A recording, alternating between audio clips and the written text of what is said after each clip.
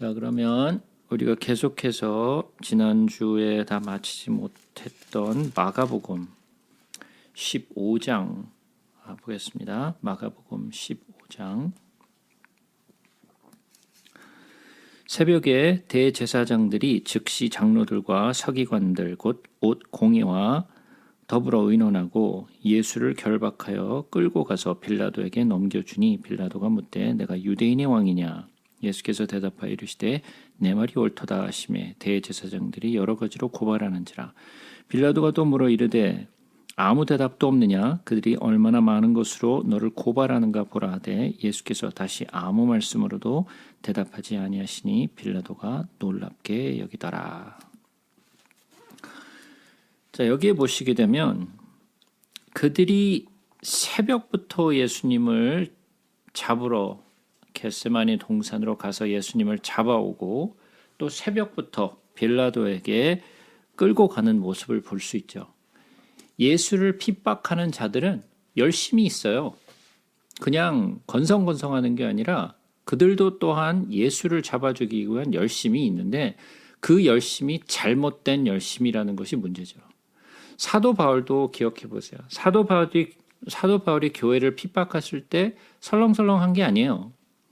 굉장한 열심을 가지고 자기들이 믿고 있는 것, 자기들이 생각하고 있는 신앙이 어떤 것, 자기들이 믿고 있는 그 신뢰를 기준으로 해서 교회를 핍박한 거, 이것들은 다 잡아 죽여야 된다. 그러고 열심을 내서 사도 바울은 교회를 핍박했어요. 하지만 그들이 믿고 있는 잘못된 믿음은 결국은 예수와 교회를 핍박하는 열심으로 몰려가게 되죠. 우리도 마찬가지예요.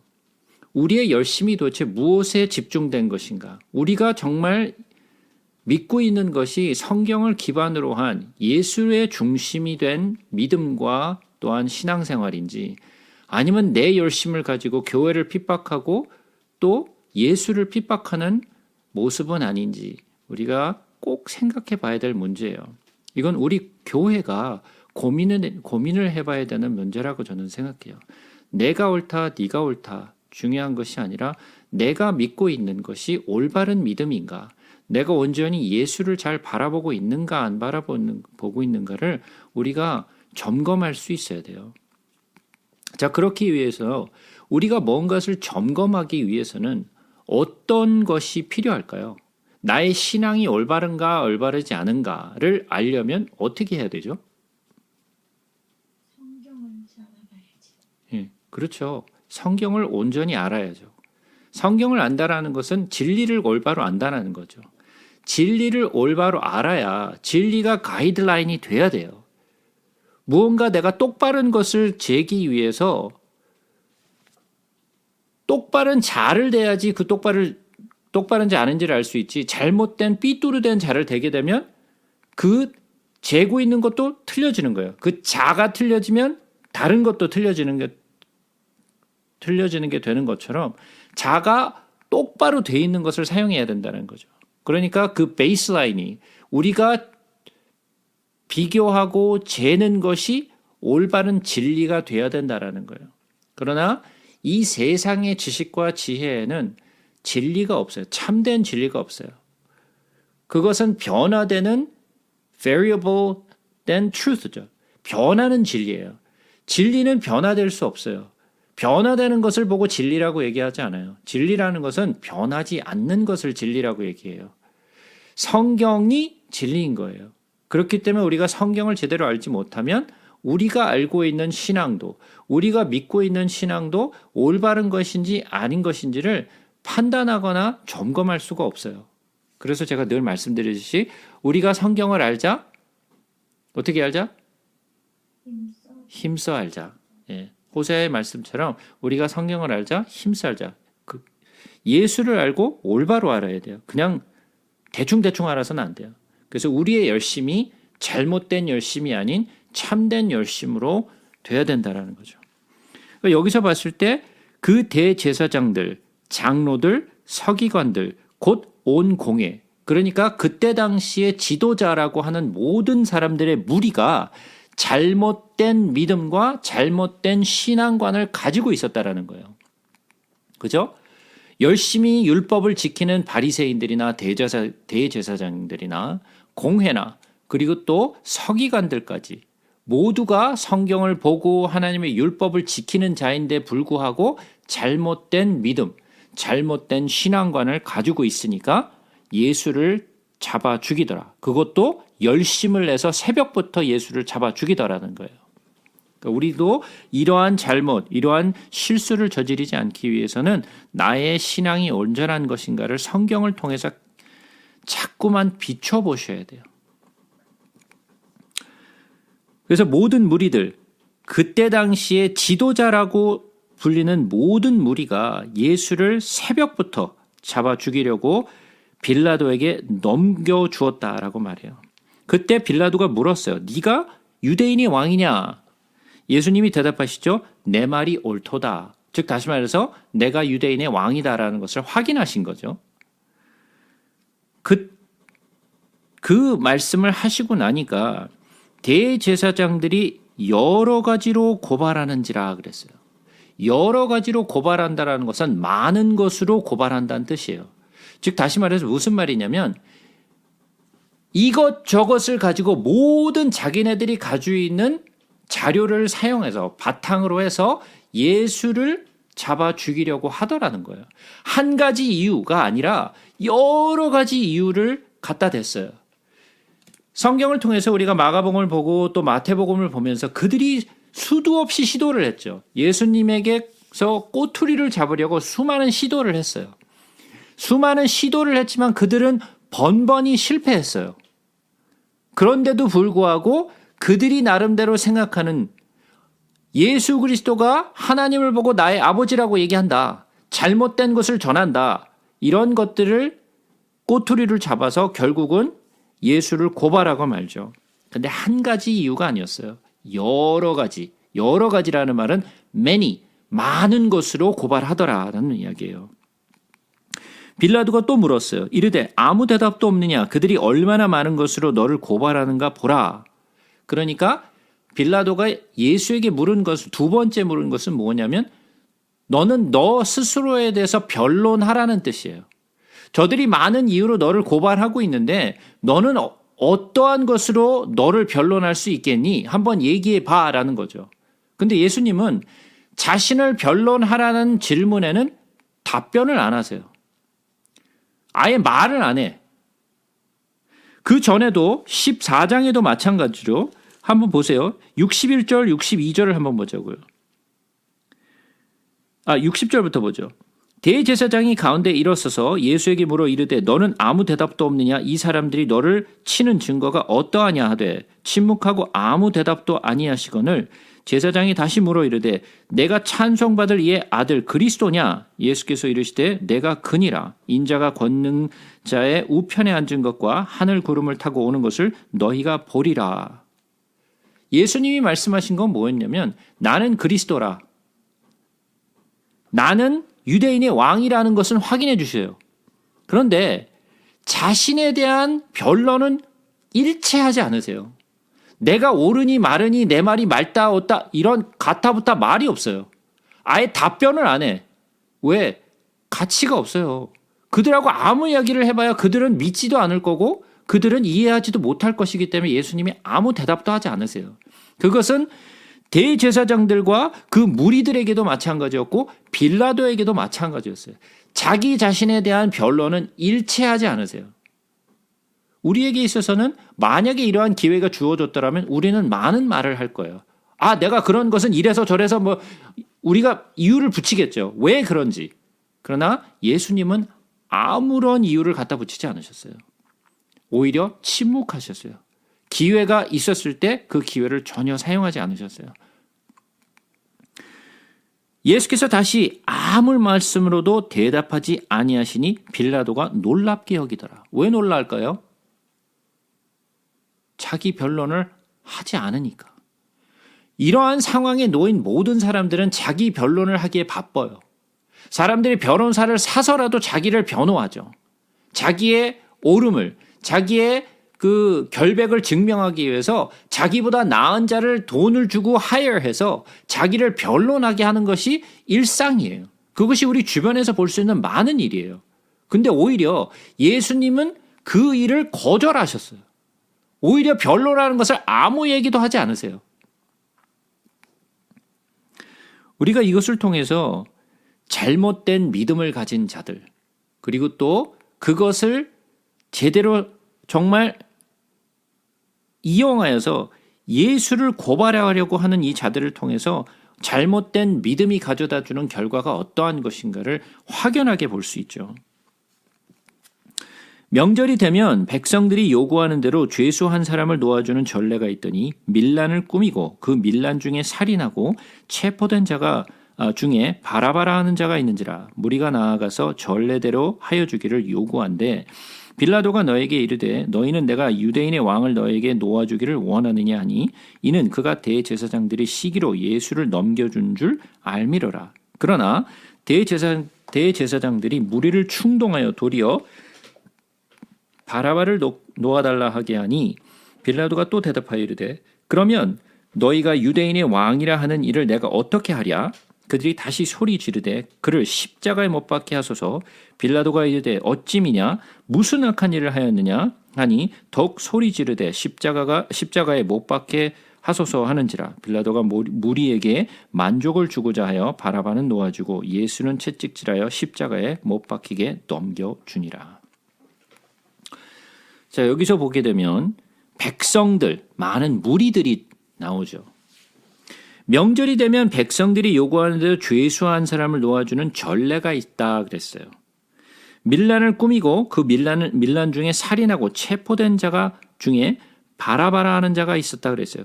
여기서 바라바가 어떠한 자인가에 대해서 조금 더 자세하게 나오죠. 그는 밀란을 꾸민 자요, 밀란 중에 살인하고 체포된 자라 그랬어요. 자, 그러면 그는 살인자죠. 아마도 그는 어떠한 자기 개인적인 것을 위해서 했기보다는 어쩌면 resistance, 즉 다시 말해서 민족을 위해서 일했던 사람인지도 모르겠어요. 그러나 어떠한 이유로 그가 밀란을 꾸몄고 그 밀란 중에 또 살인을 하였건 그는 살인자예요. 내가 어떠한 이유로 살인을 했던 살인자는 살인자예요. 그죠? 그는 죄인이라는 위치에 있었어요. 그냥 억울하게 잡힌 것이 아니라 살인죄를 지어서 그는 잡혀 있었어요. 바라바, 제가 마태복음에서 얘기를 했었어요. 바라바의 뜻이 뭐라고요? bar, 아바. 그러니까 아버지의 아들이라는 뜻이라고 말씀드렸어요. 그죠? 아버지의 아들. 죄인된 아버지의 아들이 하나님의 아들을 대신하여서 살게 되죠. 그죠? 하나님의 아들이 죽고 그 하나님의 아들이 이 죄인, 이 살인자 된 발아바, 즉 아버지의 아들을 살려내는 일이 이곳에서 비춰지는 거예요. 그것은 예수 그리스도의 복음의 이야기죠. 예수 그리스도가 십자가에 왜 못 박히셨는지, 누구를 위하여 못 박히셨는지를 보여주는 장면이 이 장면이에요. 무리가 나아가서 전례대로 하여 주기를 요구했다라 그랬어요. 빌라도가 대답하여 너희는 내가 유대인의 왕을 너희에게 놓아주기를 원하느냐? 오히려 빌라도는 예수를 놓아주기를 원했어요. 왜? 그들이 10절에 보니까 이는 그가 대제사장들이 시기로 예수를 넘겨준 줄 알미러라. 그러니까 빌라도는 왜 그들이 예수를 잡아 죽이려고 하는지 그 이유를 잘 알고 있었어요. 예수가 죄가 없다는 것도 알고 있었고 왜 그들이 자기 앞에 예수를 끌고 왔는지도 잘 알고 있었어요. 그래서 오히려 예수를 놓아주려고 했던 사람이 빌라도예요. 그러나 11절에 보니까 대제사장들이 무리를 충동하였다 그랬어요. 그러니까 어떻게 해서든 대제사장의 무리는 예수를 잡아 죽이기로 작정을 한 거죠. 어떻게 해서든 무리를 충동을 해서든 누구를 어떠한 방법으로 이용해서든 예수를 잡아 죽이고자 하는 목적이 뚜렷했어요. 근데 한번 보세요. 예수님이 일주일 전에 예루살렘 성에 들어오셨을 때 그 모든 무리들은 예수를 환영했어요. 그죠? 호산나 호산나 하면서 그죠?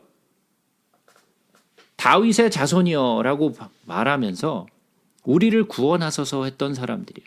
일주일 만에 무슨 일이 있었을까요? 일주일 만에 예수님이 뭔가 일을 잘못하셨나요? 네. 일주일 만에 뭐 잘못했다고 사람들이 꾸짖는다면 아마 성전을 청소하신 일이겠죠. 성전을 뒤집어 엎으셨던 일. 그 이외에 사람들이 충동질 만한 할 일이 없어요. 예수님은 성전에서 그들을 가르치셨고 계속해서 병자들을 고쳐주시고 귀신을 쫓아주셨어요. 그들이 흠을 잡을 수 있을 만한 일을 한 적이 없으세요. 그런데도 불구하고 어떻게 해서든 그들은 예수를 잡아 죽이려고 했죠. 그들의 계획, 그들의 방법은 아주 뚜렷해요. 오늘날도 어떻게 해서든 예수와 예수를 따르는 자들을 죽이기 위해서 그들은 끊임없이 노력하고 그들은 그 일을 성취하기 위해서 모든 최선을 다할 거예요. 그럼 우리는 뭐 어떻게 하고 있을까요? 그것을 방어할 수 있는, 그것을 어떻게 지킬 수 있는 그런 능력과 또한 그러한 뭐 지혜와 지식을 가지고 있을까요? 오히려 우리는 준비가 안 돼 있어요. 마귀는 그들의 계계가 뚜렷해요. 계획도 잘 서 있고 무엇을 해야 되는지도 잘 알고 있는데 우리는 전혀 계획도 없고 방법도 모르고 준비가 전혀 안 돼 있는 상태예요. 그러니까 그들이 우리를 치면 우리는 대부분 다 쓰러지기 바빠요. 왜? 준비가 안 돼 있기 때문에. 우리 신앙생활에서도 마찬가지예요. 우리가 말씀을 많이 배웠어요. 여러분들도 말씀을 이제는 좀 깨닫는 수준이 됐겠죠? 자, 말씀이 좀 많이 와서 안 쓰러지시나요? 네? 아니요. 말씀이 많이 들어오니까 이제는 절대로 안 쓰러지고 항상 꼿꼿하게 잘 서 있나요? 네. 이걸 잘 아셔야 돼요. 우리가 말씀을 많이 안다고 안 쓰러지는 게 아니에요. 안 쓰러지는 게 아니에요. 오히려 여러분들이 진리 안에서 더 잘 쓰려고 하면 할수록 마귀의 계궤는, 마귀의 시험은 더욱더 강해지고 심해져요. 오히려 잘 모르는 자들은 잘 모르니까 오히려 그냥 툭 치면 쓰러지는데 이것들은 잘 안 쓰러지니까 오히려 더 강하게, 더 지혜를 가지고 우리를 공격해요. 그러니까 우리는 오히려 쓰러질 수 있는 찬스가 훨씬 더 많아요. 한 가지 기억하셔야 될 부분이 있어요. 우리가 민수기를 보시게 되면 이스라엘 백성들이 애굽에서 나와서 광야 생활을 하면서 이제 가나안 땅을 바로 앞에 두고 일어난 사건이 있었어요. 아주 큰 사건이 있었었는데 무슨 사건이 있었죠? 가나안 땅을 바로 앞에 두고 일어난 아주 큰 사건이 있었어요. 무슨 사건이 있었을까요? 보낸 거예요? 뭐 어떤 거요? 정탐꾼 보낸 거예요? 아니요. 그거는 가나안 땅을 바로 앞에 두고 한 얘기가 아니었고 그거는 한참 전의 얘기죠.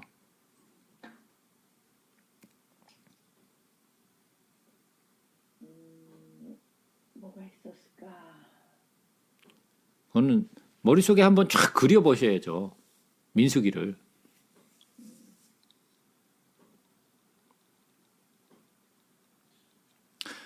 가나안 땅을 바로 앞에 두고 일어난 큰 사건이 무슨 사건이었냐면요. 발람과 발락의 사건이었어요. 기억하시나요? 그게 가나안 땅에 들어가기 바로 전에 있었던 사건이에요. 그러면 발람과 발락의 사건은 어떤 내용이었죠?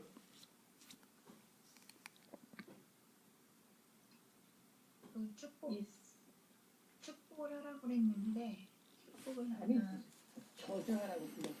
자, 우리가 민수기를 잠깐 가서 볼까요? 민수기. 네? 뭐라고요? 이스라엘 백성을 저주하라고 했는데 자꾸 축복을 하라고 그랬었다가 나중에는 그냥 물질에 의해서 자, 모압 왕 발락이 발람을 불렀어요. 그죠? 왜 모압 왕 발락이 발람을 불렀을까요? 이스라엘을 저주하게 하려고요. 이스라엘을 저주하게 하려고. 자, 그러면 그가 두려워했던 건 뭔가요?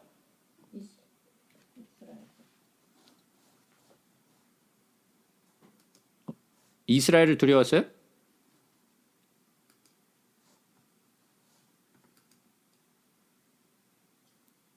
자, 혹시 모압이 어디 있는지 아시나요? 네. 모압이 어디 있죠? 안못 있는 그동.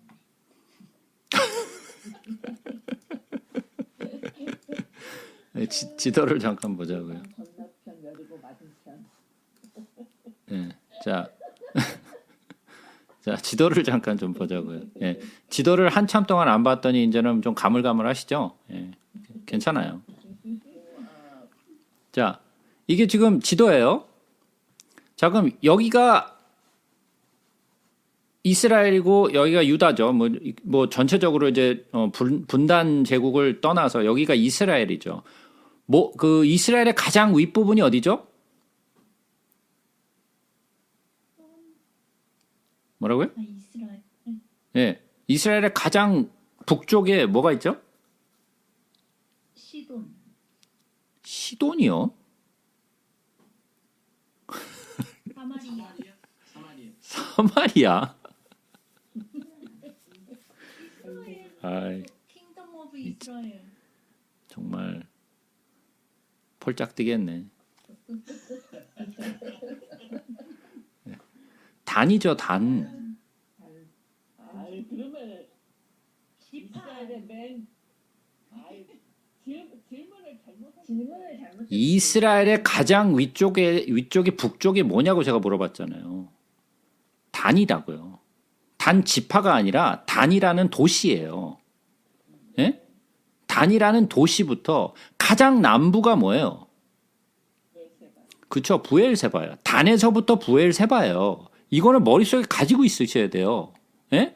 이스라엘 그러면 가장 북쪽은 단, 가장 남쪽은 부엘세바예요.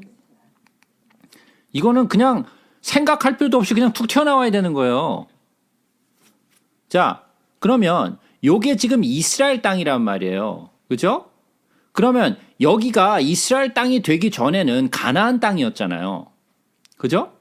가나안 땅이에요. 그러면 이스라엘 백성이 이쪽에서부터 이렇게 올라왔단 말이에요. 그죠? 애굽에서 이렇게 광야에서 이렇게 올라왔으니까. 그죠? 그들이 간 곳은 어디예요?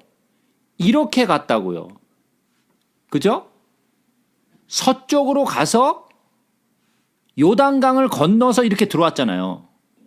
그죠? 기억하시죠?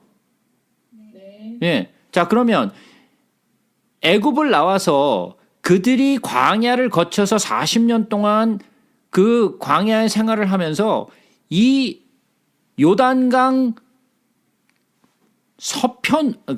동편으로 와서 서편으로 들어갔어요. 자, 그러면 모압을 지나가려면 여기를 가야 되는 거예요. 그죠? 이쪽으로 가야 되는 거죠. 모압이 여기 있단 말이에요. 그럼 모압 아래에 에돔이 있어요. 그죠? 그러면 에돔도 모압도 암몬도 아람도 다 적국이란 말이죠. 뭐 그때는 아직 적국도 아니지만 아직 가나안을 차지하지 못했으니까. 그러나 그들이 모두가 두려워했어요.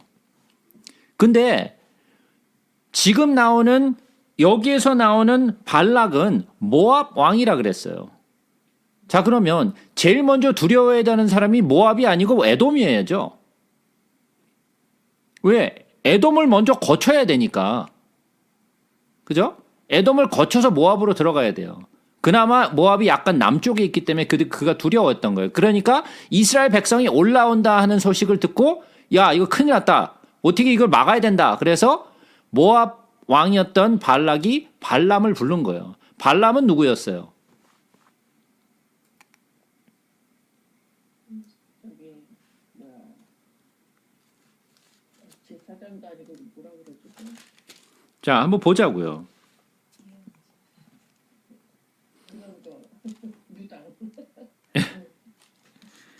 자, 21장으로 한번 가서 보죠. 21장 10절을 한번 보겠습니다. 이스라엘 자손이 그것을 떠나 오봇에 진을 쳤고 오봇을 떠나 모압 앞쪽 해돋는 쪽 광야 이에야 바람에 진을 쳤고 거기를 떠나 세렛 골짜기에 진을 쳤고 거기를 떠나 아모리엔의 아모리인의 영토에서 흘러나와서 광야에 이르는 아르논강 건너편에 진을 쳤으니 아르논은 모압과 아모리 사이에 모압의 경계가 된 곳이라 그랬어요. 자, 그러면 그가 모압의 경계까지 올라온 거예요. 그죠? 모압의 경계까지 올라왔는데 두려운 거예요, 이제. 파죽지세로 막 올라오니까. 그죠? 그러니까 22장으로 가자고요. 이스라엘 자손이 또 길을 떠나 모압 평지에 진을 쳤으니 요압 건너편 곧 여리고 맞은편이라. 십볼의 아들 발락이 이스라엘의 아모리인에게 향한 모든 일을 보았으므로 모압이 심히 두려워했으니 이스라엘 백성이 많음으로 말미암아 모압이 이스라엘 자손 때문에 번민하더라. 미디안 장로들에게 이르되 이제 이 무리가 소가 밭에 풀을 뜯어먹은 것 같이 우리 사방에 있는 것을 다 뜯어먹으리로다 하니 그때 십볼의 아들 발락이 모압 왕이더라. 그 사신을 부올의 아들 발람의 고향인 강가 부돌에 보내어 발람을 부르게 하여 이르되 보라 한 민족이 애굽에서 나왔는데 그들이 지면에 덮여서 우리 맞은편에 거주하였고 우리보다 강하니 청하건대 와서 나를 위하여 이 백성을 저주하라. 내가 혹 그들을 쳐서 이겨 이 땅에서 몰아내리라. 그대가 복을 비는 자는 복을 받고 저주하는 자는 저주를 받을 줄을 내가 알미라 그랬어요. 이 발람은 그때 당시에 굉장히 유명한 이방의 제사장이었어요. 하나님의 제사장이 아니라 이방의 제사장이었어요. 그랬던 사람인데 이 사람이 하는 그 예언에 따라서 사람이 또는 나라가 망하기도 하고 흥하기도 하는 것을 그들이 경험을 했어요. 그러니까 어떻게 보면 신령한 거죠. 신령한 거예요. 그래서 발람을 찾아서 간 거예요. 그랬는데 발람이 그들을 시켜가지고 발락이 발람을 시켜갖고 그를 저주하게 만들려고 그래서 자기네들이 이스라엘 백성들을 몰아내게 하려고 그를 데려왔어요. 근데 하나님이 어떻게 하셨냐면 그의 입에 축복의 말을 담으셨어요. 그래서 오히려 발람이 와가지고 저주를 하려고 하면 하나님이 그 입에 축복의 말을 담으셔서 그의 입에서 축복이 나가게 만드셨어요. 그래서 발람이 이스라엘 백성들을 앞에 놓고서 계속해서 축복의 말을 하니까 발락이 화가 났어요. 아니 내가 너를 불러가지고 이 백성들을 저주하게 만드는데 왜 너는 거기 가서 축복을 하느냐. 그런데 발람이 어떻게 할 수가 없었어요. 하나님이 그 입에 축복의 말을 담으시니까. 그죠? 그래서 발락은 발람을 통해서 이스라엘 백성들을 저주해가지고 그들을 몰아내려고 발람을 불렀는데 그 계계가 실패했어요. 그죠? 어떻게 해서든 그들을 저주하려고 하는데 저주를 할 수가 없었어요. 자, 그래서 발락이 실망을 했어요. 근데 발락이 발람을 불러올 때 어떻게 했느냐면 네가 나를 위해서 저들을 저주하면 많은 재물을 너에게 주겠다 그랬어요. 그래가지고 발람이 혹해가지고 찾아온 거예요. 그것이 욕심이 났어요. 그래서 발람이 어떻게 하죠? 예? 계략을 주고 여자들을 통하여 예. 발람이 어떤 일을 계획하냐면 영적인 저주를 하려고 했을 때 자기가 아무리 해도 안 되니까 모압 왕과 미디안을 충동해서 모압 여인을 통해서 이스라엘에게 접근해요.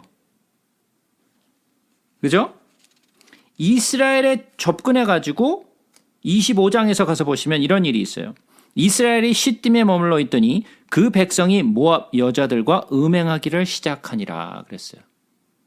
즉 다시 말해서 영적으로 저주를 아무리 하려고 했는데 그가 할 수 없었던 것을 그가 육적인 방법으로 어프로치를 하기 시작해요.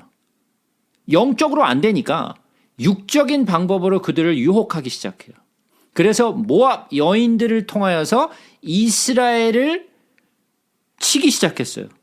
그래서 많은 이스라엘 백성들이 모압 여자들과 음행하기를 시작했다라고 얘기를 하고 있어요.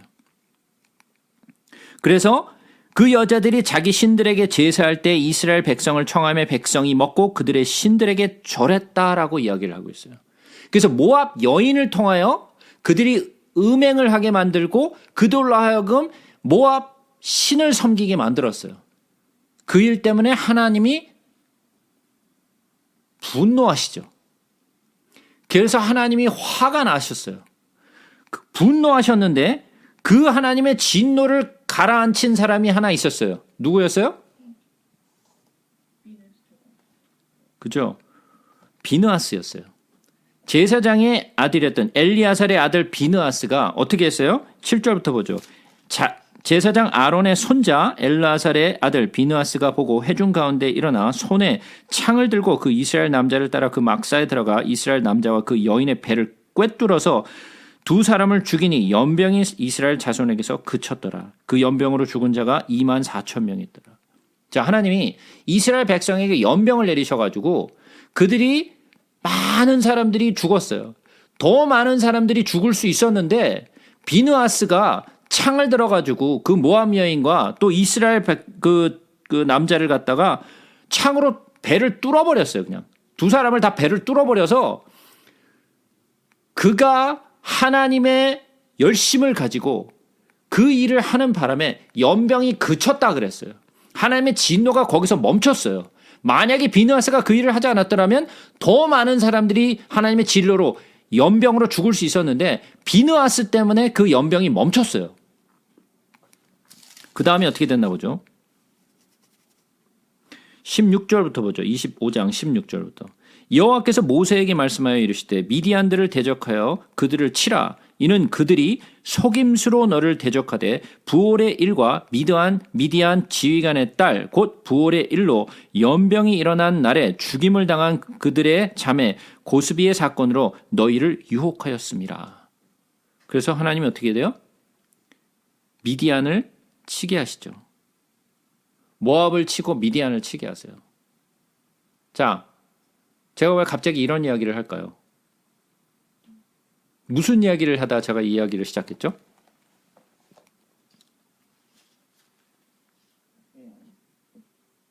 예, 모압 얘기를 갑자기 듣고 발락 얘기를 하다 보니까 무슨 얘기로 이 시기를 시작했는지 잊어버렸죠? 제사장들 아니죠. 열심 바다가 아니죠. 제가 무슨 이야기를 하다가 이 이야기를 꺼냈냐면 말씀을 내가 더 안다고 해서 내가 올바로 서느냐라는 질문을 제가 드렸었어요. 그죠? 말씀을 더 아니까 내가 똑바로 서더냐? 무슨 말이냐면 영적으로 우리를 막 치려고 사단은 우리를 자꾸만 유혹하고 시험해요. 그러나 영적으로 똑바로 서 있으니까 잘 안 쓰러져. 그러니까 어떻게 해요? 육적으로 치더라는 거예요. 육적으로 치더라는 거예요. 영적으로는 잘 안 되니까 이게 영적으로 좀 약간 좀 흐리멍텅하면은 치기가 쉬운데 영적으로 좀 깨어 있으니까 영적으로 치기가 좀 어려운 거예요. 잘 안 쓰러져. 그러니까 육으로 치더라는 거예요. 육으로 치니까 어떻게 돼요? 쓰러진다고요. 준비가 안 돼 있거든. 육은 약하거든요. 육은 굉장히 약해요. 그래서 육으로 치니까 쓰러지더라는 거예요. 그러니까 말씀을 안다고 해서 다 되는 게 아니에요. 영으로 쓰러지든지 육으로 쓰러지든지 그 마귀의 세력은 우리를 어떻게 해서든 쓰러뜨리려고 온갖 계계를 다 사용해요. 그러니까 우리는 항상 준비하고 있어야 돼요. 영적으로 오든 육적으로 오든. 근데 그게 견뎌내는 것이 쉽지 않아요. 쉽지 않아요. 예수의 이름으로 다 물리치면 되죠. 말이 쉽죠. 예? 말이 쉬워요. 그렇게 쉬운 일이 아니에요. 그래서 우리는 깨어 있어야 되고 항상 주께 가까이 있기를 힘써야 돼요. 만약에 우리가 조그만 틈을 주면 그들은 언제든지 우리를 치고 들어와요. 조그만 틈이 있어도 치고 들어와요. 그렇기 때문에 우리는 조심해야 돼요. 그렇기 때문에 서로가 이러한 쓰러짐에 대해서 너 그래서 쓰러졌잖아 이렇게 얘기해도 안 된다라는 거예요. 왜? 나는 그렇게 이야기할 만한 위치에 있지 않아요. 왜? 우리 모두가 다 연약하기 때문에 그래요. 여러분들 생각하기에 저는 뭐 강한 것 같으세요? 아, 저 사람은 말씀을 잘 가리키니까 뭐 강하겠지. 쥐뿔 무슨 강하긴 뭘 강해. 아무것도 아니에요. 그러셔야지. 네, 아무것도 아니에요. 조금만 틈을 주면 언제든지 치고 들어와요. 저도 언제든지 쓰러질 수 있고 저 같은 사람은 더더욱이 시험이 많아요. 우리 모두가 그런 것을 항상 생각하고 깨어 있어야 돼요. 그래서 자, 다시 돌아오겠습니다.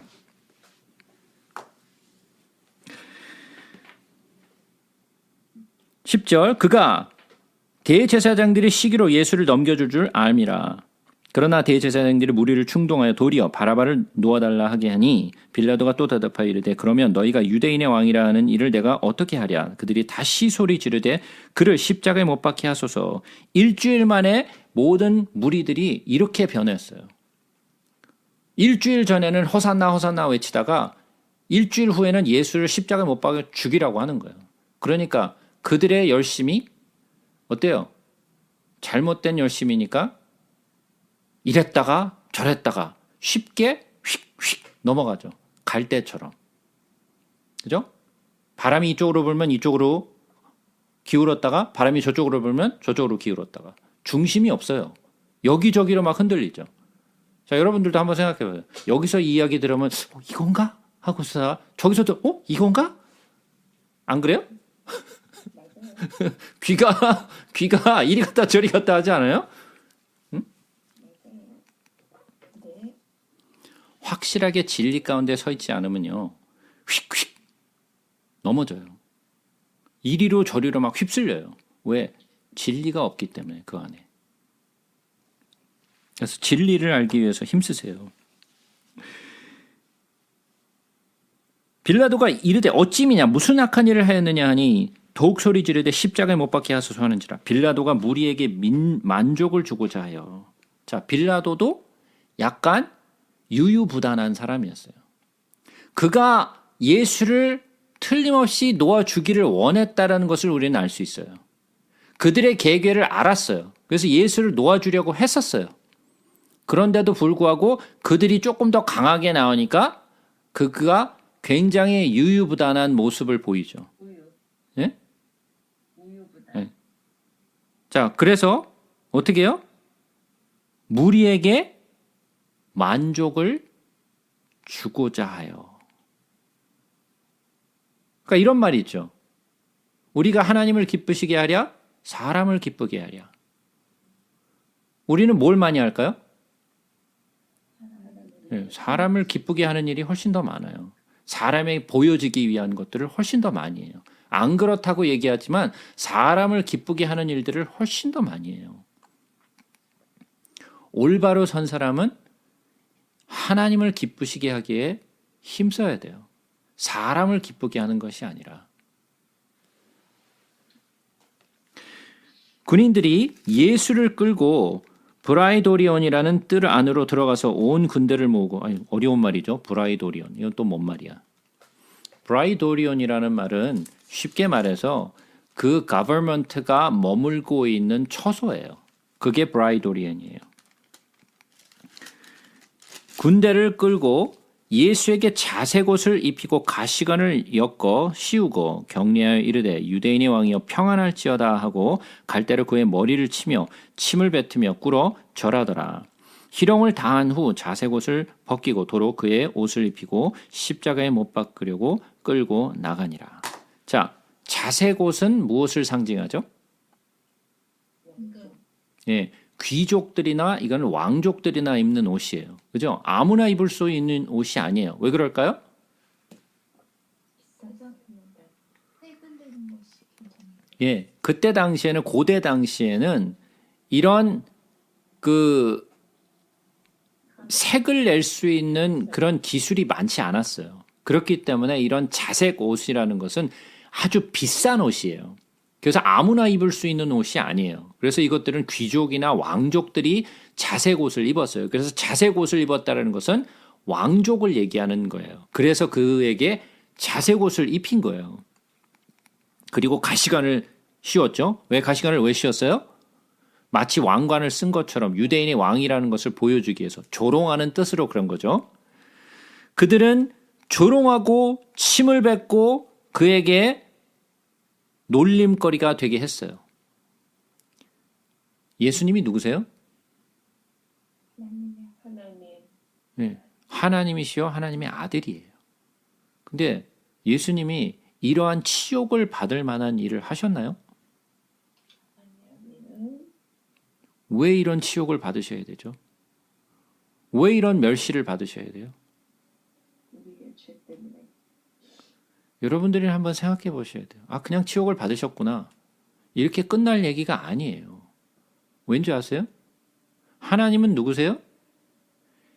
행정기. 하나님은 천지를 지으신 분이에요. 그 위에는 아무도 없어요. 온 세상 천지에 그 위에 있는 사람은, 그 위에 있는 어떠한 존재도 없어요. 하나님은 유일하신 분이시요. 그는 창조자세요. 근데 그 창조자가 이 땅에 와서 이러한 치욕을 받아야 될 이유는 전혀 없어요.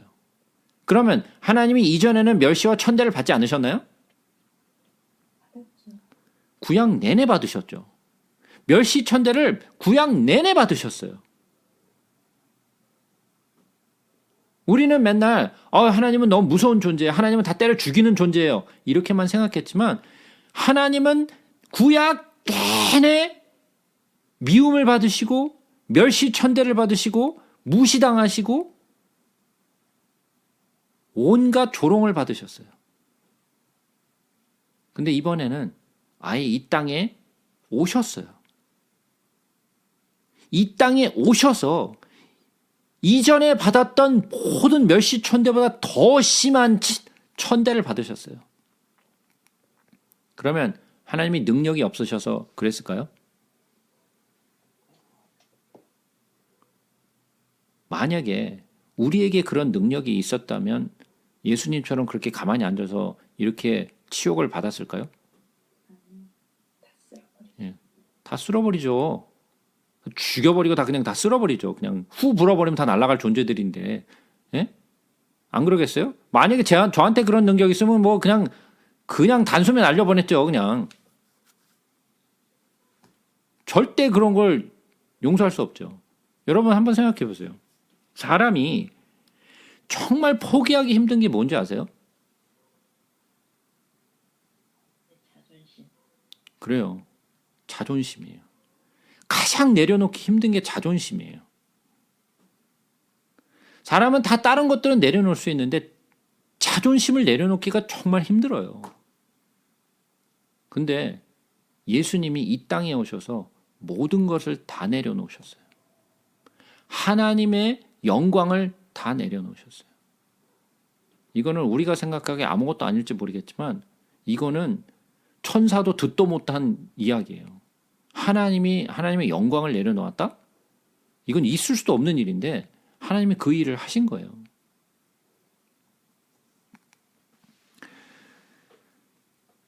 마침 알렉산더와 루포의 아버지인 구레네 사람 시몬이 시골로부터 와서 지나가는데 그들이 그를 억지로 같이 가게 하여 예수의 십자가를 지우고 예수를 끌고 골고다라 하는 곳, 번역하면 해골의 곳에 이르러 몰약을 탄 포도주를 주었으니 예수께서 받지 아니하시니라 그랬어요.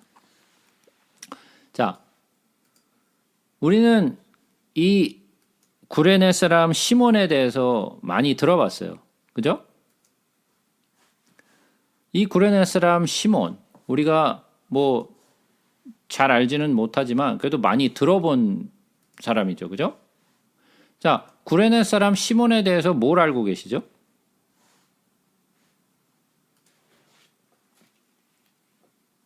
예? 시몬을 아는 게 아니고 그의 아들 루포를 알지.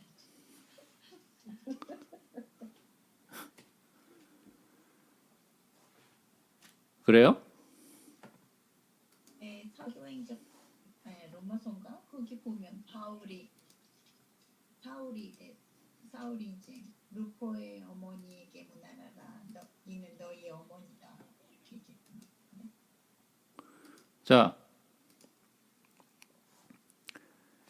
로마서 알렉산더와 루포의 아버지인 구레네 사람 시몬이 시골로부터 왔다 그랬어요. 그죠? 우리가 하나 참고로 좀 알고 지나가자고요. 예? 제가 한번 물어볼게요. 구레네가 어디죠? 저기 애국 있는 시골. 애국 근처 어디 예. 애국 근처 시골이에요. 예. 자, 구레네가 어딘지 한번 좀 살펴보도록 하자고요.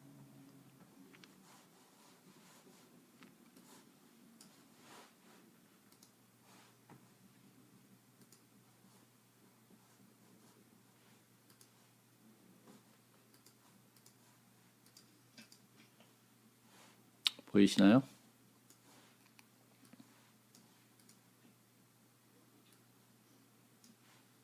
자, 이게 여기 유럽이죠. 여기는 이태리예요. 그죠? 여기 마케도니아죠.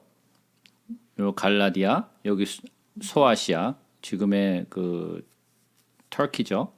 그리고 여기 시리아, 그리고 여기가 이제 이스라엘이죠. 예루살렘 여기 보이시죠? 여기가 이스라엘이고 여기가 아라비아 반도죠. 그죠? 여기가 이제 아프리카 반도죠. 아프리카 반도예요. 그죠? 애굽이 여기 있고. 알렉산드리아, 우리 잘 알고 있는 알렉산드리아 아시죠? 자, 여기가 구레네예요. 여기가 구레네예요. 보이세요? 예, 구레네. 예. 세레네죠. 예. 자, 구레네는 어디에 있다고요? 북아프리카 예, 북아프리카에 있어요. 북아프리카에 있어요. 자, 좀 전에 동숙 집사님이 잠깐 말씀을 하셨어요. 여기서 알렉산더와 루포의 아버지라 그랬어요. 자, 그러면 우리가 좀 살펴보자고요. 로마서로 좀 가보겠습니다. 로마서 16장.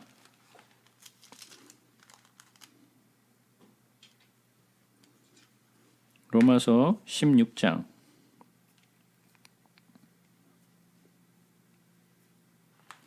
13절을 한번 보겠습니다.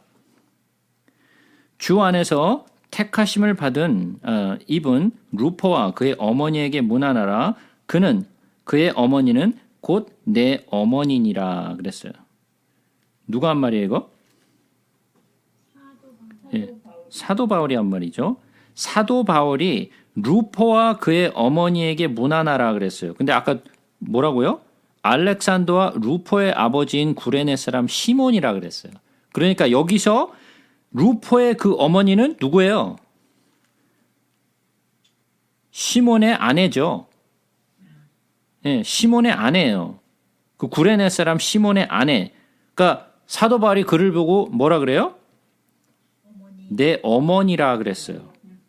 사도 바울이 그의 루포의 어머니를 그가 곧 내 어머니라고 할 만큼 그는 그를 존중했어요. 그죠? 자, 사도행전 13장으로 한번 가서 보겠습니다. 사도행전 13장 1절 한번 보겠습니다. 안디옥 교회에 선지자들과 교사들이 있으니 곧 바나바와 니게르라 하는 시몬과 구레네 사람 루기오 분봉왕 헤롯의 젖동생 마나엔과 곧 사울이라. 자, 여기서 한번 보자고요.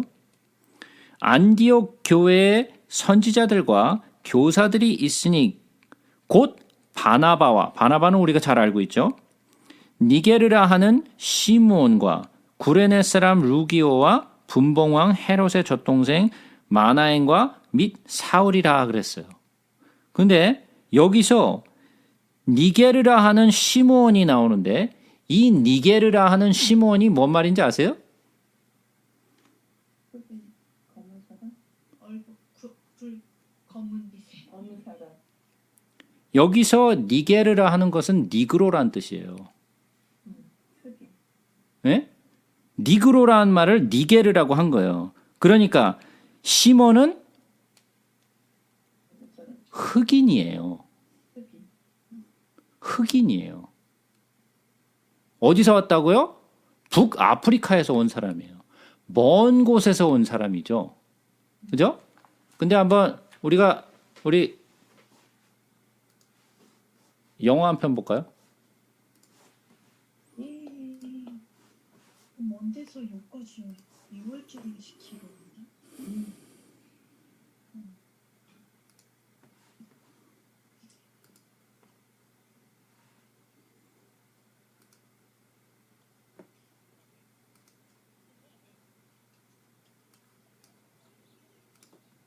Oops. With PerformYard, performance management is easy for everyone. You get the features to execute when our leaders had more styles alike.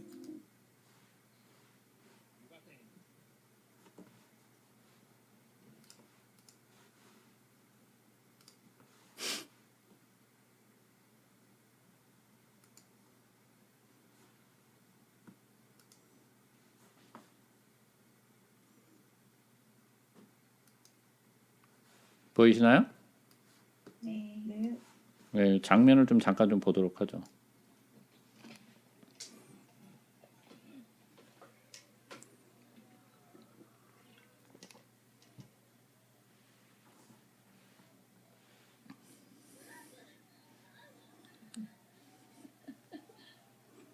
약간 백인인데 분위 때문에.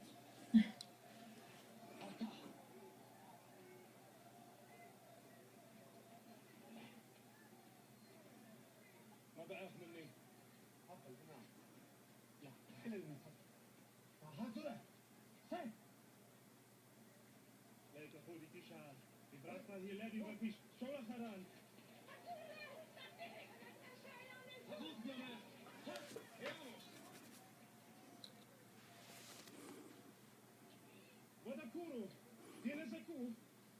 Buen Satsnava, tienes Mitrasha. Tidukra, Kawihuli.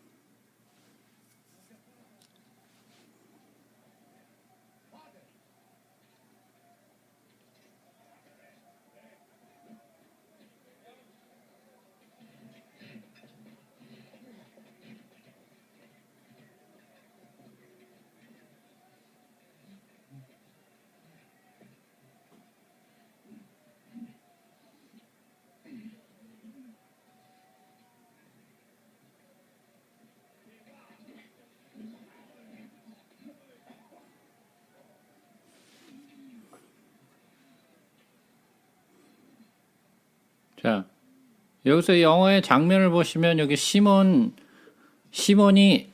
예수님의 십자가를 이렇게 지게 하는 장면이 나오죠. 자, 어떠세요? 잘못됐네요. 인종을 잘못 잡았어요. 자, 영화로 성경을 이해하는 사람들이 어떤지 아시겠어요? 제가 늘 말씀드렸죠. 성경을 자꾸만 영화를 통해서 배우려고 하는 사람도 있어요. 출애굽기의 내용을 10개로 하려고 하고, 예?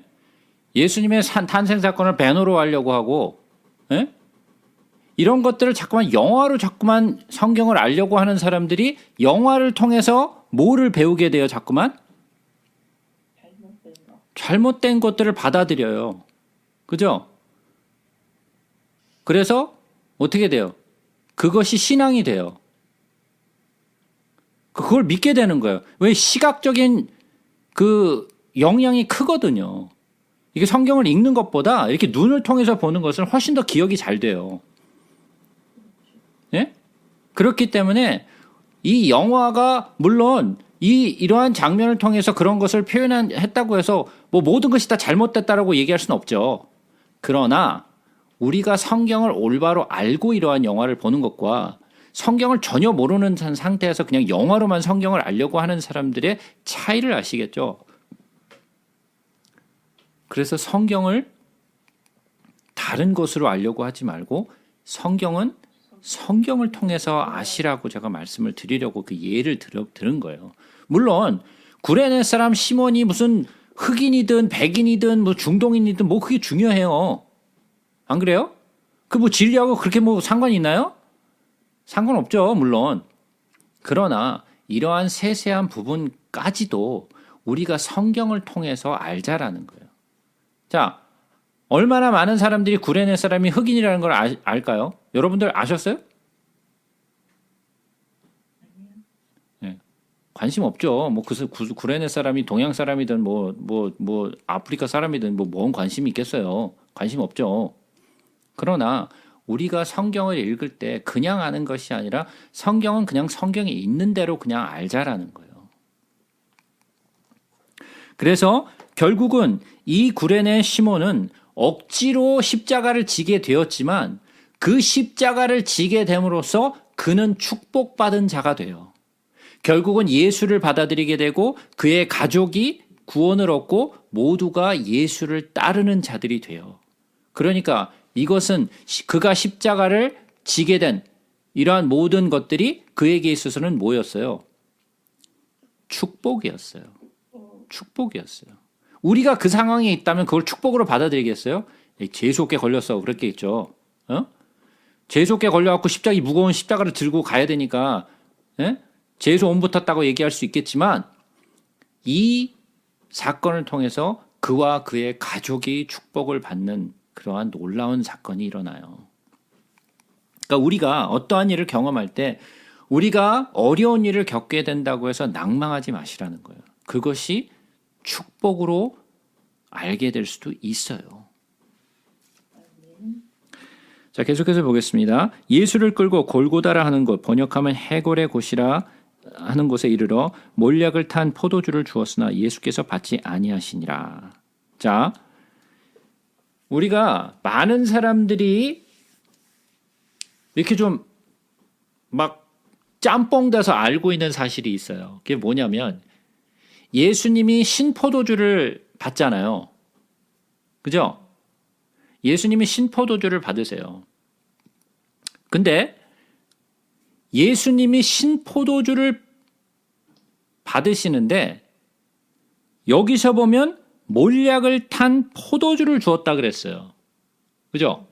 몰약을 준 포도주를 주었다 그랬어요. 자, 그러면 몰약을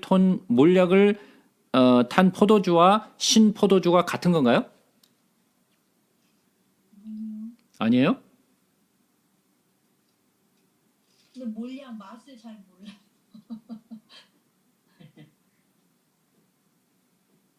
자, 많은 분들이 그냥 성경을 건성건성 읽기 때문에 이런 부분에 대해서 별로 이렇게 신경을 안 써서 봐요. 그럼 한번 보자. 마태복음에는 쓸개를 탄 포도주라고 했어요. 자, 한번 마태복음으로 한번 가서 보겠습니다.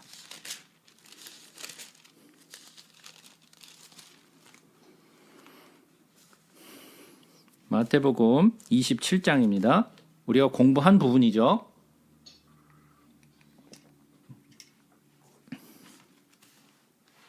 (32절부터) 봅니다. 나가다가 시몬이란 구레네 사람을 만나 그에게 예수의 십자가를 억지로 지워가게 하였더라. 골고다 즉 해골의 곳이라는 곳에 이르러 쓸개 탄 포도주를 예수께 주어 마시게 하려 하였더니 예수께서 맛보시고 마시고자 하지 아니하시더라 그랬어요. 자, 마태복음에서는 쓸개 탄 포도주라고 얘기를 했어요. 마가복음에서는 뭐라고요? 몰약을 탄 포도주를 주었다 그랬어요. 자, 그러면 신포도주, 몰약을 탄 포도주, 쓸개를 탄 포도주 다 같은 걸까요?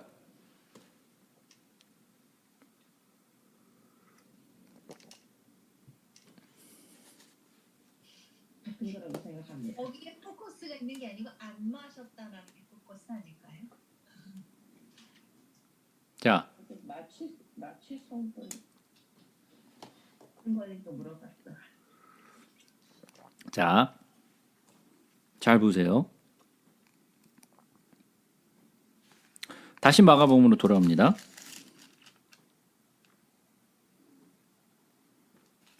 마가복음 15장 36절을 보겠습니다. 한 사람이 달려가서 해면에 신포도주를 적시어 갈대에 꿰어 마시게 하고 이르되 가만히 두라 엘리야가 와서 그를 내려주나 보자 하더라. 그러면 몰약을 탄 포도주와 신포도주는 같은 건가요? 완전 다른 거예요. 완전 다른 거예요. 몰약을 탄 포도주는 예수님이 십자가에 못 박히기 전의 사건이에요. 예? 예수님이 십자가에 못 박히기 전에 몰약을 탄 포도주 또는 쓸개 탄 포도주를 맛보게 했어요. 근데 그것을 거절하셨어요. 그죠? 여기서 많은 분들이 신포도주, 쓸개 탄 포도주, 몰약을 탄 포도주가 다 같은 건 줄 알아. 아니에요. 하나는 예수님이 십자가에 못 박히기 전이요. 하나는 십자가에 못 박힌 후예요. 그러니까 다른 거예요, 이거는. 몰약을 탄 포도주, 쓸개를 탄 포도주는 같은 거예요. 같은 거지만 신포도주는 다른 거예요. 몰약을 탄 포도주를 주었으나 예수께서 받지 아니하시더라. 자, 그러면 생각해 보세요. 예수님이 태어나셨을 때 동방박사가 가져온 것 중에 몰약이 있었어요. 황금과 유향과 몰약을 가져왔어요. 그죠?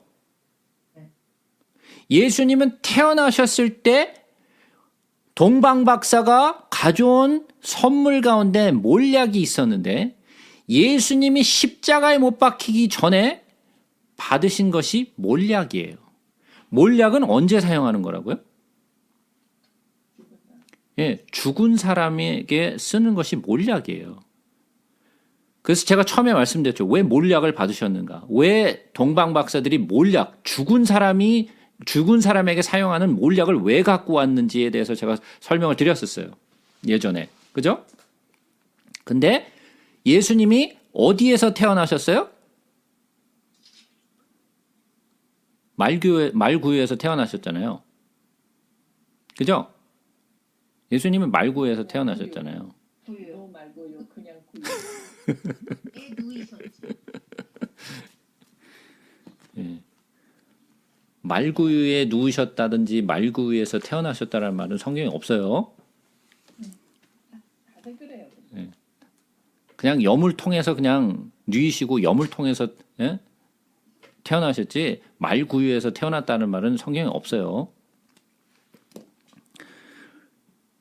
말구유, 즉 다시 말해서 나무 위에 놓이셨어요. 그래서 받으신 선물이 몰약이에요. 그리고 예수님은 십자가에 나무 위에 또 달리시는데 그때 받으신 것이 또 몰약이었어요. 그의 죽음을 상징하죠. 그 죽음을 상징해요. 근데 예수님이 그것을 받지 않으셨어요. 예수님이 십자가에 못 박히고 그 옷을 나눌새 누가 어느 것을 가질까 하고 제비를 뽑더라. 때가 제3시가 되어 십자가에 못 박히니라. 제3시가 몇 시죠? AM. 예, 9시죠. 오전 9시예요. 제가 시간에 대해서는 여러 번 말씀드렸어요. 6시간을 더 하시면 돼요. 그래서 오전 9시예요. 그 위에 있는 죄패에 유대인의 왕이라 썼고 강도들은 예수와 함께 십자가에 못 박으니 하나는 그의 우편에 하나는 좌편에 있더라. 지나가는 자들은 자기 머리를 흔들며 예수를 모욕하여 이르되 아하 성전을 헐고 사흘에 짓는다는 자여 내가 너를 구원하여 십자가에서 내려오라 하고 그와 함께 대제사장들도 서기관들과 함께 희롱하며 서로 말하되 그가 남은 구원하였을 때 자기는 구원할 수 없도다. 이스라엘 왕 그리스도가 지금 십자가에서 내려와 우리가 보고 믿게 할지어다 하며 함께 십자가에 못 박힌 자들도 예수를 욕하더라. 자, 그들이 뭐라고 그랬다고요? 십자가에서 내려오라. 네 스스로를 구원하여 십자가에서 내려오라 그랬어요. 만약에 예수님이 그때 십자가에서 내려왔으면 어떻게 된다고요? 우린 다 죽는 거예요. 우린 다 죽는 거예요. 우리는 다 지옥이에요. 만약에 예수님이 뭐? 내가 내려오는 거 보여줄게. 그러고 내려왔으면 큰일 나는 거예요. 예수님은 십자가에 못 박혀 죽으셔야 돼요. 처참하게 죽으셔야 돼요. 왜? 내가 살기 위해서. 내가 살기 위해서. 내가 구원되기 위해서는 예수님이 그 십자가를 지셔야 돼요. 그 십자가에서 죽으셔야 돼요. 마치 베드로가 예수님이 십자가에 못 박혀 죽으실 것을 말씀하셨을 때 그러면 절대 안 된다고 꾸짖으면서 화를 냈잖아요. 만약에 그렇게 화를 내서 그래? 그럼 나 안 죽지. 그러고 안 죽으셨으면 큰일 나는 거예요. 예수님은 우리를 위해서 죽으셔야 돼요. 꼭 죽으셔야 돼요. 그것이 내가 살 수 있는 유일한 길이에요. 예수님은 거기서 내려오시면 안 돼요. 근데 그들은 뭐라 그래요? 예수님께 너를 구원하려 십자가에서 내려오라. 큰일 날 일이죠. 예수님은 나를 위해서 십자가에 죽으셔야 돼요. 왜? 난 살고 싶으니까. 나는 영원한 지옥불에, 영원한 불못에 떨어지기 싫으니까. 영원한 심판에 떨어지기 싫으니까. 난 살고 싶어. 살고 싶은 자만이 사는 거예요. 예수님은 우리를 위하여 십자가에 죽으셨어요. 누구를 위하여? 바라바를 위하여. 예, 바라바, 그 죄인, 그 살인자. 내가 살인자예요. 내가 그 죄인이에요. 그 악독한 바라바를 위하여 예수님이 십자가를 지셔야 돼요. 자, 한번 생각해 보세요. 구약을 같이 저하고 참고해 보신 분들은 알아요. 구약 내내 하나님이 펑펑 우세요. 가슴 아파하시고 정말 아파하세요. 그렇게 멸시천대와 무시를 당하시다가 마지막에 하나님이 물으셨죠. 내가 너를 사랑하였노라. 그랬더니 이스라엘 백성들이 뭐라 그랬다고요? 언제 우리를 사랑했다고 그러는 거예요, 지금? 난 맞은 기억밖에 없는데? 우린 맨날 우리 두들겨 패고 맨날 우리 포로로 가게 하고 그런 거밖에 기억 안 나는데 언제 사랑했다고? 하나님이 기가 막혀서 말을 못하죠. 그래서 하나님 계속 묻죠. 내가 이랬는데 너 왜 그랬니? 꼬박꼬박 말대꾸하죠. 네? 한 번도 지는 적이 없어요. 꼬박꼬박 말대꾸를 해요. 그러다가 하나님이 어떻게 해요? 더 이상 얘기를 하고 있다가는 살인할 것 같아요. 그죠? 다 죽여버릴 것 같아서 어떻게 해요? 문 닫고 나가버리시죠. 문을 쾅 닫고 나가버리세요. 그래서 어떻게 됐어요? 400년이 넘도록 말을 안 해. 우리 하나님도 굉장히 감정적이에요. 여러분 그런 거 경험하시죠? 여러분 남편하고 한번 기분이 확 상해갖고 또는 여러분 뭐 가족들 가운데 화가 확 나가지고 한번 다투고 나서 한번 삐치면 막 6개월 막 이렇게 가잖아요. 예? 말도 안 하고 예? 그런 거 경험하시죠? 누가 이기나 보자 그러고 막 말 안 하고 그런 거 많이 하잖아요, 그죠? 네. 야, 우리는 몇 개월이지. 하나님은 400년을 말을 안 해요. 예? 우리하고 수준이 좀 달라. 예? 400년이 넘도록 말 한마디 안 해요. 얼마나 화가 나셨는지. 왜냐? 말했다간 죽여버릴 것 같거든. 400몇 년 동안 말을 안 하시다가 고민 끝에 누구를 보내요? 요한. 예수를 보내세요. 예수. 예수를 보내세요. 내가 내 아들 예수를 보내면 다르겠지. 근데 어떻게 해요? 그를 십자가에 못 박아 죽여버리더라는 거예요. 그를 십자가에 못 박아 죽여버리더라는 거예요.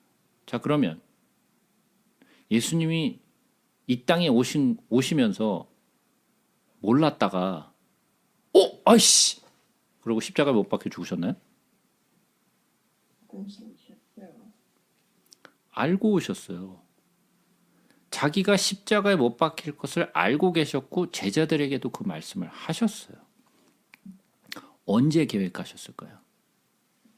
태초에. 창세전에 계획하셨어요.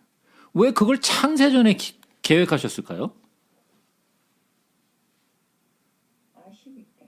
뭘 알아요? 그 방법밖에 없다는 거죠. 네. 인간이 죄를 지어서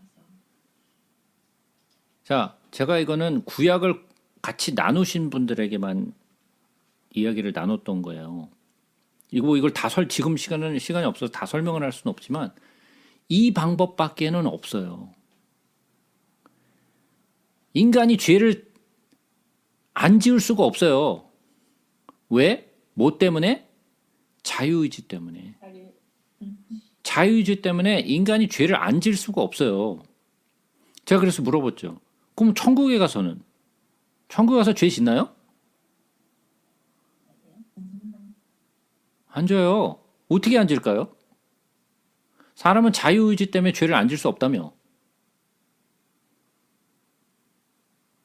하다못해 천사도 죄를 져요. 예수님이 우리를 위해서 우리를 대신해서 돌아가신 우리의 영은 이제 죄를 지을 수가 없어요. 예, 맞아요. 우리의 죄를 완전하게 씻길 수 있는 유일한 방법은 예수 그리스도가 우리를 위해서 죽는 방법 이외에는 다른 방법이 없어요. 뭐 다른 거 없을까? 없어요. 이 방법밖에 없어요. 그래서 예수가 이 땅에 오셔서 죽으셔야 했어요. 하지만 그가 우리를 위해서 하신 일은 우리가 상상할 수도 없는 일을 하신 거예요.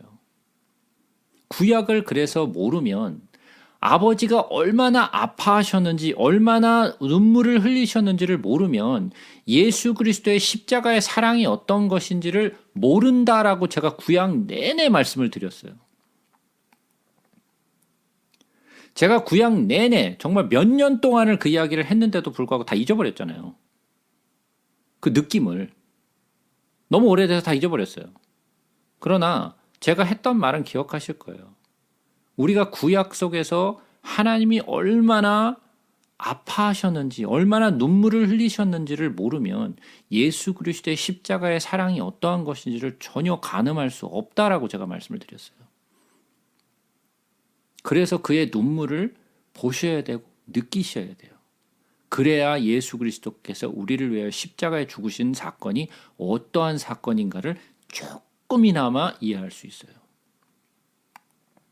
여러분들이 그래서 구약을 아셔야 되고 배우셔야 돼요. 모든 자들이 다 그를 보고 욕하고 웃었어요. 제자들은 다 도망갔어요. 제6시가 되매 온 땅에 어둠이 임하여 제9시까지 계속하더니 제9시는 몇 시죠? 예, 오후 3시죠. 오후 3시예요. 제6시가 되면서 온 땅에 어둠이 임하였다 그랬어요. 그러니까 12시부터 3시까지 어두워진 거죠. 그죠?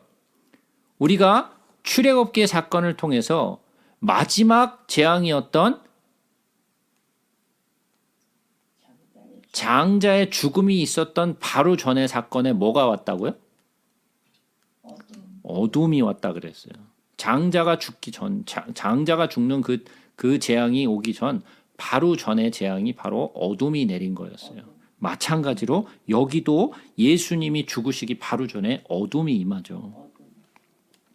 제9시까지 예수께서 크게 소리 지르시니 엘리 엘리 라마 사박다니 하시니 이를 번역하면 나의 하나님 어찌하여 나를 버리셨나이까 하는 뜻이라. 곁에 섰던 자 중 어떤 이들이 듣고 이르되 보라 엘리야를 부른다 하고 한 사람이 달려가서 해면에 신 포도주를 적시어 갈대에 꿰어 마시게 하고 이르되 가만두라 엘리야가 와서 그를 내려주나 보자 하더라.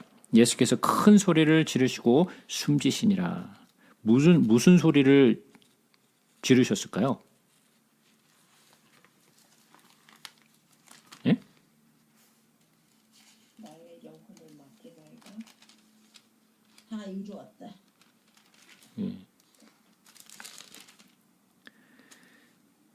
자, 누가복음에 보시면 누가복음 23장에 가서 보시면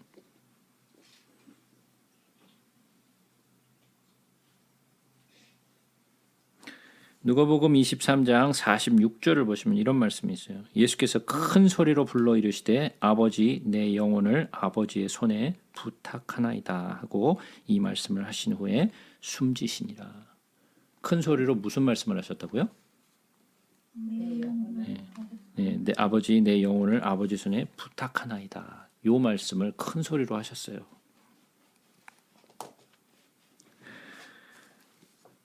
이에 성서 휘장이 위에서부터 아래까지 찢어져 둘이 되니라. 이것은 제가 히브리서를 통해서 이 사건이 왜 일어났는지에 대해서 말씀드렸죠. 육체를 찢으신 것에 대한 이야기라 그랬죠. 자기 몸을 찢으신 것. 예수를 향하여 섰던 백부장이 그렇게 숨지심을 보고 이르되 이 사람은 진실로 하나님의 아들이었도다 하더라. 멀리서 바라보는 여자들도 있었는데 그중에 막달라 마리아와 또 작은 야고보와 요새 어머니 마리아와 또 살로메가 있었으니 이들은 예수께서 갈릴리에 계실 때에 따르며 섬기던 자들이요 또 이외에 예수와 함께 예루살렘으로부터 올라온 여자들도 많이 있었더라. 누가 바글바글해요? 마리아와 여자들. 마리아와 여자들. 남자들은 다 어디 갔어 도대체? 다 도망가고 여자들만 바글바글해요.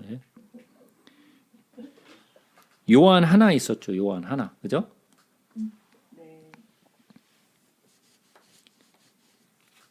이날은 준비일 곧 안식일 전날이므로 저물었을 때에 아리마대 사람 요셉이 와서 당돌이 빌라도에게 들어가 예수의 시체를 달라 하니 이 사람은 존경받는 공회원이요 하나님의 나라를 기다리는 자라. 빌라도는 예수께서 벌써 죽었을까 하고 이상히 여겨 백부장을 불러 죽은 지가 오래냐 묻고 백부장에게 알아본 후에 요셉에게 시체를 내주는지라. 요셉이 세마포를 사서 예수를 내려다가 그곳으로 싸서 바위 속에 판 무덤에 넣어두고 돌을 굴려 무덤 문에 놓음에 막달라 마리아와 요새의 어머니 마리아가 예수 둔 것을 보더라. 자, 여기서 아리마대 사람 요셉이 당돌이 빌라도에게 들어가 예수의 시체를 달라 했다 그랬어요. 자, 이 아리마대 사람, 아리마대 사람 요셉은 누굴까요?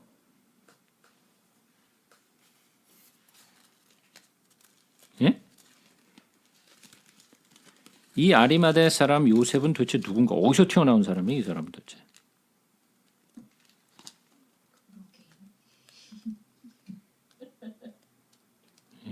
자, 우리 마태복음을 잠깐 다시 한번 보죠. 마태복음 27장.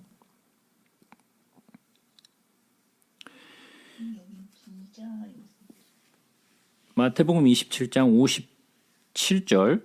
저물었을 때 아리마대의 부자 요셉이라 하는 사람이 왔으니 그도 예수의 제자라. 자, 그러면 우리가 좀 몇 개를 좀 이렇게 조합해서 봐야 될 것 같아요. 마가복음에서는 뭐라 그랬냐면 그는 존경받는 공회원이요 하나님의 나라를 기다리는 자라 그랬어요. 마태복음에서는 뭐라 그래요? 예수님의 제자라 그랬어요. 그죠? 우리 누가복음으로 한번 가서 보죠. 누가복음 23장.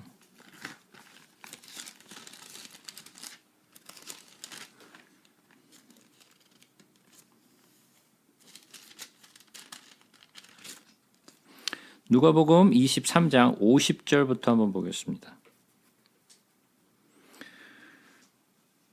공의 의원으로 선하고 의로운 요셉이라 하는 사람이 있으니 그들의 결의와 행사에 찬성하지 아니한 자라. 그는 유대인의 동네 아리마대 사람이요 하나님의 나라를 기다리는 자라 그랬어요.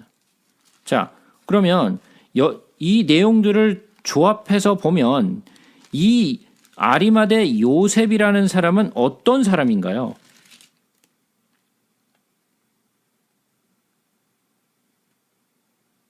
예수님의 제자인데 부자 공연. 예, 이 사람은 부자예요. 이 사람은 공회원의 한 사람이에요. 그러나 예수를 잡아 죽이는 것에는 동참하지 않은 사람이요. 하나님의 나라를 기다리는 사람이요. 그리고 또 그 사람은 예수님의 제자이기도 해요. 그럼 요한복음으로 마지막으로 한번 가서 보죠. 요한복음 19장.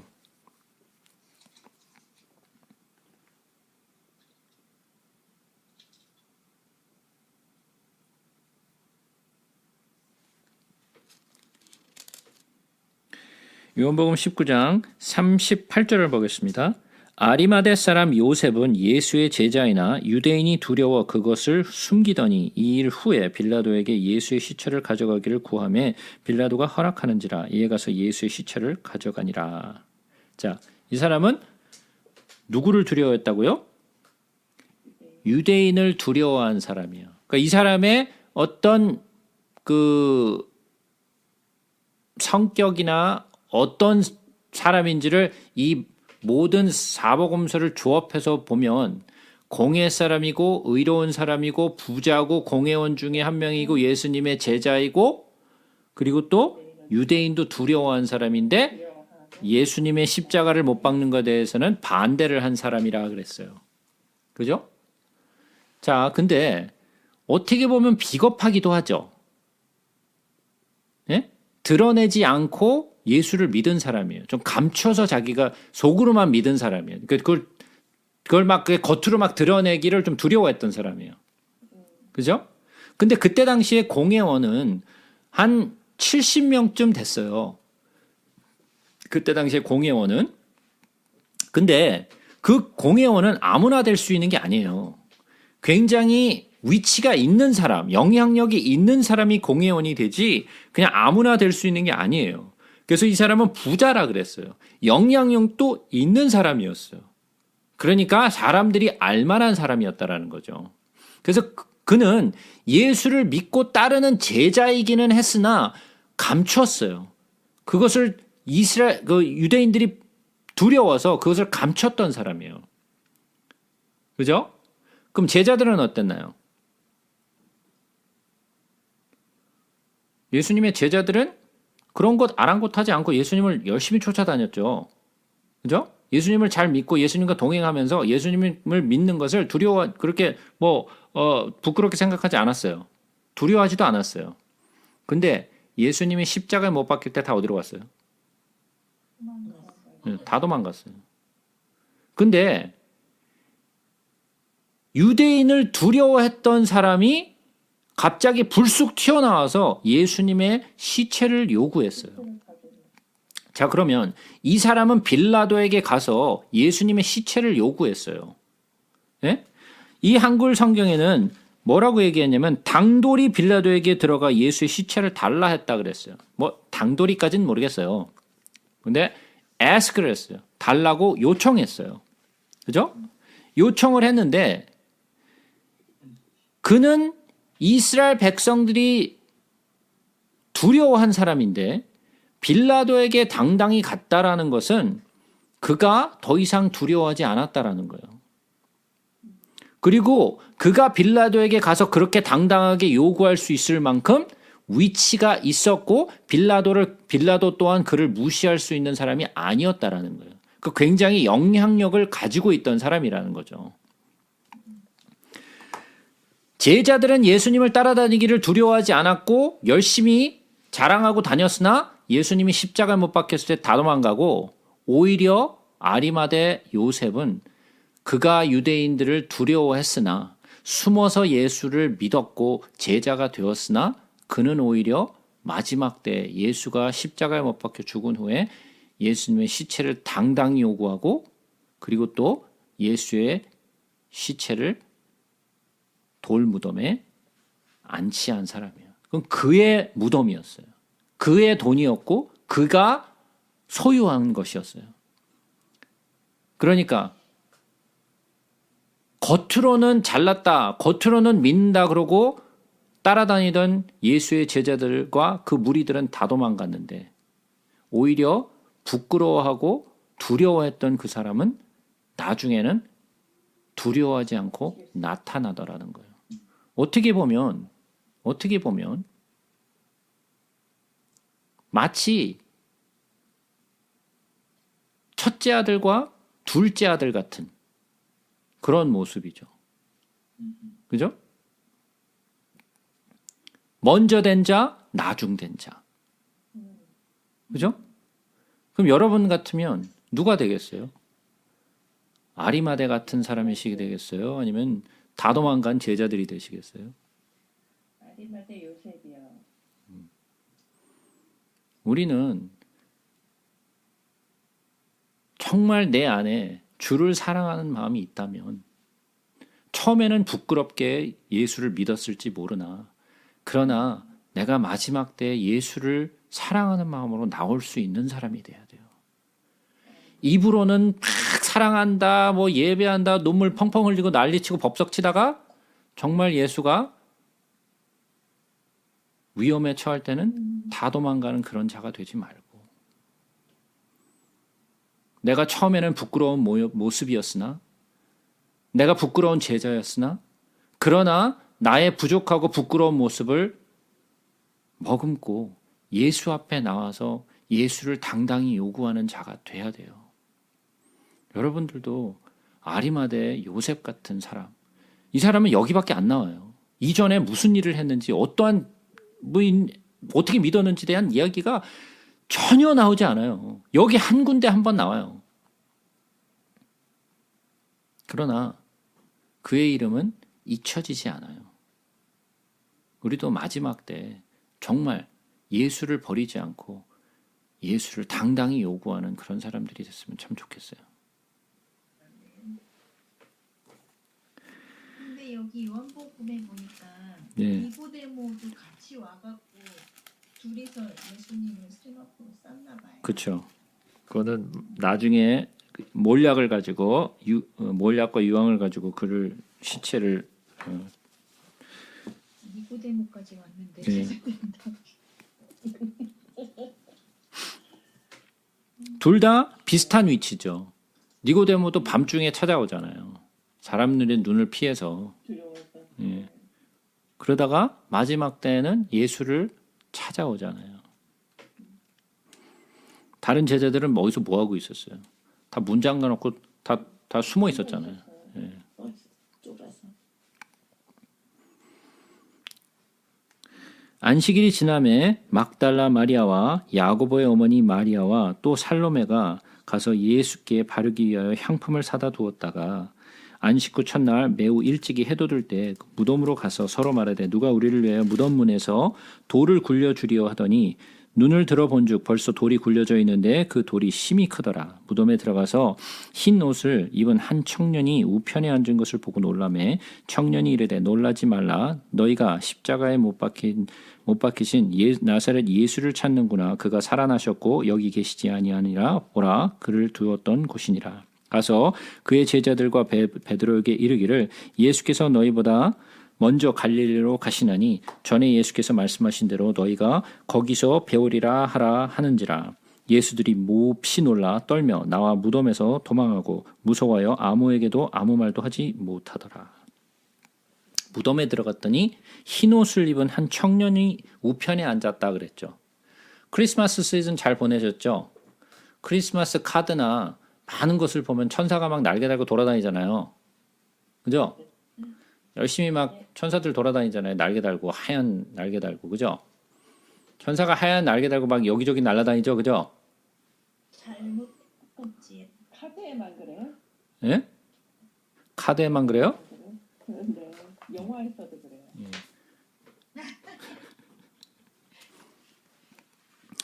천사는 항상 어떤 모습으로 나온다? 예, 매우 예. 젊은 남자. 젊은 남자로 그냥 나와요. 날개 달고 돌아다니는 천사는 없어요.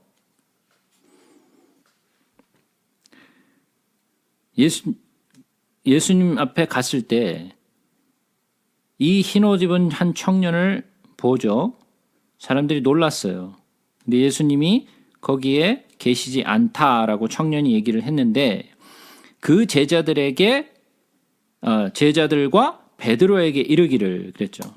자, 마가복음은 누구의 글이라고 볼 수 있다 그랬어요? 베드로의 제자 마가. 베드로의 증언을 토대로 마가가 쓴 거라 그랬어요. 그죠? 그래서 여기서 어떻게 나와요? 가서 그의 제자들과 베드로에게 이르기를. 자, 제자들 안에는 베드로가 포함되어 있죠. 그죠? 제자들 안에 베드로가 포함되어 있는데 따로 베드로를 또 불러요. 제자들과 베드로라고 얘기를 해요. 왜 그랬을까요? 자기 스승을 좀 더 돋보이게. 자기 스승을 좀 더 돋보이려고 했던 것이 아니라 베드로가 그 고백을 한 거예요. 베드로가. 그래서 예수께서 너희보다 먼저 갈릴리로 가시나니 전에 너에게 말씀하신 대로 너희가 거기서 배우리라. 그래서 갈릴리로 갔어요, 다들? 안 갔죠. 예, 간 사람은 한 사람도 없어요. 이 말을 듣고도 간 사람이 없어요.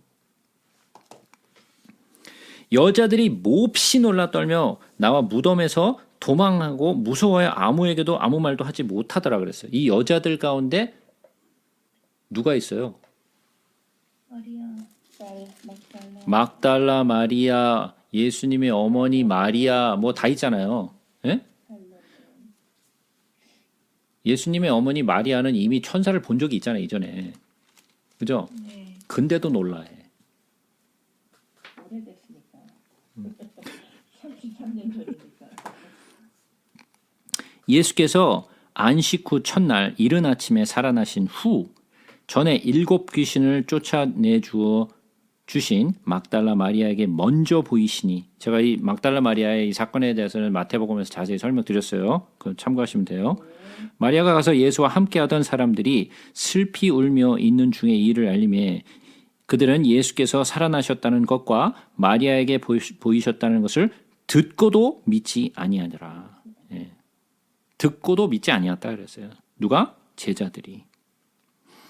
그 후에 그들 중 2사람이 걸어서 시골로 갈 때에 예수께서 다른 모양으로 그들에게 나타나시니 2사람이 가서 남은 제자들에게 알렸을 때 역시 믿지 않더라. 예, 그들의 믿음이 어떤지 보여주죠. 예. 그래서 14절에 나오죠. 그 후에 11 제자가 음식 먹을 때 예수께서 그들에게 나타나사 그들의 믿음 없는 것과 마음이 완악한 것을 꾸짖으시니 2가지를 꾸짖으셨죠. 뭐를 꾸짖었어요? 믿음이 없는 것과 완악한 것. 2가지를 꾸짖으셨어요. 이게 2가지가 우리가 가지고 있는 거예요. 믿음이 없는 것과 완악한 것. 이는 자기가 살아난 것을 본 자들의 말을 믿지 아니함일러라. 또 이르시되 너희는 온 천하에 다니며 만민에게 복음을 전파하라. 어디를 다니라고요?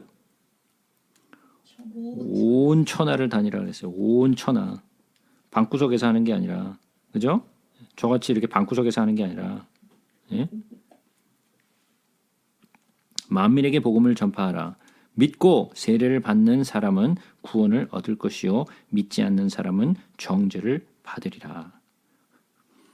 믿는 자들에게는 이런 표적이 따르리니 곧 그들이 내 이름으로 귀신을 쫓아내며 새 방언을 말하며 뱀을 집어올리며 무슨 독을 마실지라도 해를 받지 아니하며 병든 사람에게 손을 얹은즉 나으리라 하시더라. 주 예수께서 말씀을 마치신 후에 하늘로 올려지사 하나님 우편에 앉으시니라. 제자들이 나가 두루 전파할새 주께서 함께 역사하사 그 따르는 표적으로 말씀을 확실히 증언하시니라. 자, 믿는 자들에게는 뭐가 따른다고요? 이런 표정. 예, 이런 표적이 따른다 그랬어요. 자, 잘 보세요. 믿는 자들에게는 그랬어요. 표적을 쫓는 자들이 아니고 믿는 자들에게는 표적이 따른다 그랬어요. 그죠? 표적을 따르는 자들에게 나타나는 게 아니에요. 많은 사람들이 자꾸만 표적을 쫓아다녀요. 제사장들과 유대인의 무리들이 예수님께 요구했던 게 뭐였어요? 우리에게 표적을 보여달라. 예? 그거 쫓아다녔잖아요. 표적 보여달라. 당신이 그리스도인지 하나님의 아들인지 표적을 보여달라. 그죠? 표적을 따르는 자들에게 예수님이 하신 말씀이 뭐였어요?